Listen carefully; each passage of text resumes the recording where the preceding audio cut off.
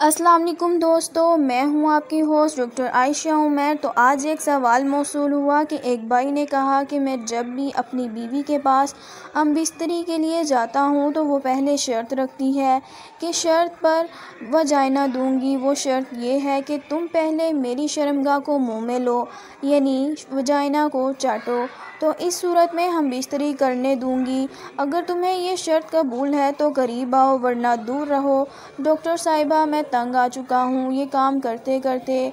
मेरी बीवी ज़िद करती है, मैं क्या करूँ, इसकी इजाज़त है या नहीं।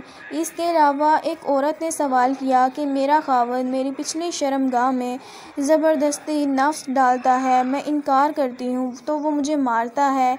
इसके अलावा एक सवाल ये भी आया कि मियाँ बीवी दोनों की रज़ामंदी से एक दूसरे की शर्मगाह को चाटना, शोहर का मुंह में लेना और औरत के पीछे से करना क्या जायज़ है या नाजायज़ है। मैं आपको बताती चलूँ कि कोई भी नाजायज़ और हराम काम चाहे शोहर की रज़ामंदी से हो या फिर औरत की रज़ामंदी से, हलाल नहीं हो सकता। औरत के पीछे से हम बिस्तरी करना नाजायज़ है और ये हराम है।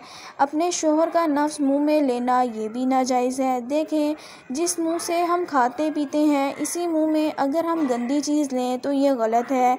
शर्मगाह को जिस काम के लिए बनाया है इसको उसी जगह इस्तेमाल करें तो ज़्यादा बेहतर है। शोहर की ज़िद या बीवी की ज़िद पर शोहर की फरमाइश या बीवी की फरमाइश पर गलत काम कभी भी सही नहीं हो जाता। हम बिस्तरी का जो सही तरीका शरई तौर पर बताया गया है बस उसी तरीके पर अमल करें। मैं उम्मीद करती हूँ आज की वीडियो आपको पसंद आई होगी।